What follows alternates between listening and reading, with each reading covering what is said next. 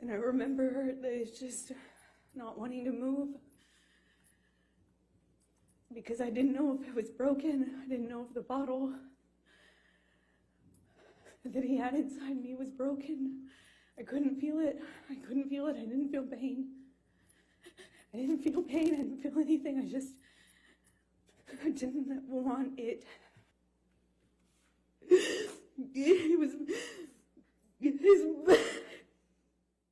Just by looking at Johnny Depp, you could tell that he was in total shock by the words that came out of his ex-wife's mouth during her testimonies. But that's not all there is to it.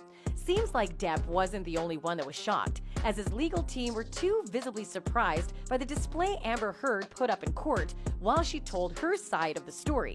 And you wouldn't believe how they handled it. Did he object to Amber's words? Did she lie on the stand? As the case between Amber Heard and Johnny Depp has dragged on, we've seen and heard several parts of the story. But it seems like all of that was not the complete truth, and there might actually be a lot more to tell from a different angle. And that's exactly what Amber Heard did. While Heard's Brett Hoft and Ben Rottenborn-led defense team had sought to puncture Depp's version of events in the admittedly chaotic marriage, with tales of drug and booze usage as well as violence, they have been on the back foot narratively for most of the 5-week-long trial so far. However, all that might have changed because of Heard's testimony. Earlier this week, Heard took the witness stand in the Virginia court, a make-or-break moment for the actors in a trial that had so far largely focused on Depp's version of events during their turbulent 15-month marriage. Going into sordid specifics, Amber Heard told the court of how the former Fantastic Beasts actor sexually assaulted her a while back, along with a series of other violent incidents. The actress described how during a weekend away with friends in May 2013, Depp tore her dress, ripped off her underwear, and stuck his fingers inside her.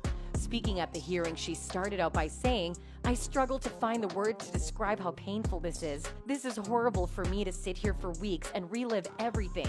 To hear people that I knew, some well, some not, my ex-husband with whom I shared a life, speak about our lives in the way they have." She added, "This has been one of the most painful and difficult things I've ever gone through for sure. He's grabbing my breast, he's touching my thighs, he rips my underwear off and proceeds to do a cavity search. He shoves his fingers inside me," a halting Heard told the court between tears after revealing how Depp pulled off her dress in anger. While watching her tell her story in court, Depp barely had a reaction. In fact, he almost totally avoided eye contact as he was seen looking down. According to Heard, the incident occurred after Depp had accused another woman of flirting with his bisexual ex-wife at the Hicksville trailer park out in the California desert. "I just stood there looking at the light. I didn't say stop or anything," the actress added in one of the most emotionally charged instances of the trial. "I pride myself on being tough. I minimize it," she went on to say of the alleged violence in the relationship. After one occasion, Heard took a photo of a large bruise on her upper arm. In another instance, she talked about being hit in the face by Depp.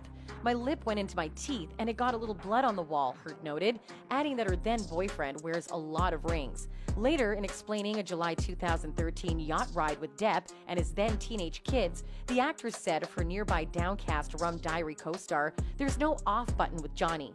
Just like in Heard's earlier testimony, the former Pirates of the Caribbean star barely looked at his frequent crying ex-wife as she spoke about their life together. Instead, Depp seemed to be fixated on something on the table in front of him, laying out more instances of alleged escalating abuse. The rage this man had, and Depp's subsequent hyperbolic pledge like that, "He'd rather cut my hand off than ever laid on you." Heard brought up a term the jury has heard before during his testimony and that of others. Heard said on one particular occasion in 2012, the sometimes disappearing Depp admitted to her knew he had a problem with booze and drugs. "I put that effer away. I killed that monster," he told her, the latter term being frequently explained in prior testimony, remarkably as referring to Depp's sobriety, not his drinking and drugging. Notably, unlike his boisterous stint on the stand, Depp did not watch his ex-wife deliver her testimony. Instead, seated between two of his attorneys, the sunglasses-wearing actor leaned over the table and seemed to be distinctly avoiding eye contact by scribbling. Additionally, prior to Heard giving her testimony, Depp was seen in the past days making drawings while others gave testimony, though it was hard to tell if that was what he was doing during his estranged wife's time on the stand. Later on May 5th, a spokesperson for Depp reacted to Heard's 2 days of testimony. As Mr. Depp's counsel correctly predicted in their opening statements last month, Ms. Heard did indeed deliver the performance of her life in her direct examination, the statement read. While Ms. Heard's stories have continued to grow new and convenient details, Mr. Depp's recollections have remained exactly the same throughout the 6 painful years since her first allegations were made.